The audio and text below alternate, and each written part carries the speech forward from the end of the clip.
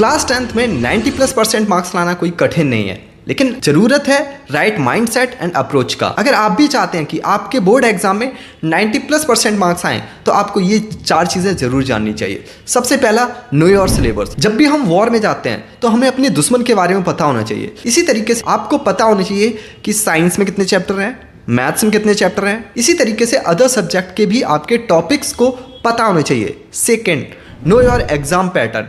आपको पता होना चाहिए कि एग्जाम पैटर्न क्या है, कितने एमसीक्यूज आते हैं, कितने रीजन असर्शन बेस्ड क्वेश्चन आते हैं, शॉर्ट आंसर कितने आते हैं, लॉन्ग आंसर कितने आते हैं, केस बेस्ड स्टडी क्या होते हैं और कितने मार्क्स का आता है। आपको ये सारी चीज़ें जाननी चाहिए। अगर आपको नहीं पता तो इस पर मैंने डिटेल में वीडियो बनाया है, जहां आप जाकर के देख सकते हैं।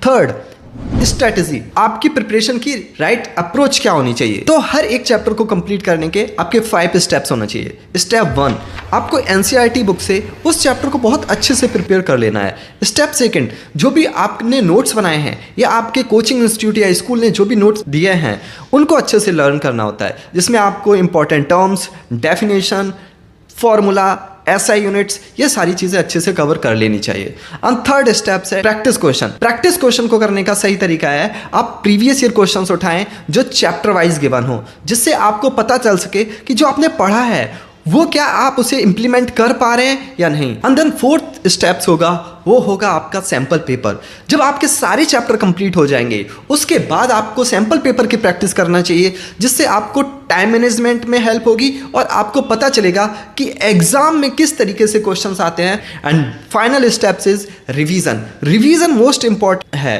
क्योंकि आपने जो भी कुछ पढ़ रखा है उसको याद रखना भी बहुत ज़रूरी है।